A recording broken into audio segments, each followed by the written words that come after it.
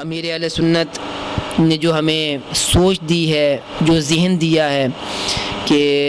ہم اپنا یہ ذہن بنائیں کہ مجھے اپنی اور ساری دنیا کے لوگوں کی اصلاح کی کوشش کرنی ہے، اس مدنی مقصد کے مطابق جو ہے مدنی قافلوں میں سفر خود بھی کریں اور سنی جامعات کے طلباء کو، ائمہ کو، علماء کو، مشائخ کو بھی مدنی قافلوں کا مسافر بنائیں۔ اسی طرح جو ہے وہ مدنی انعامات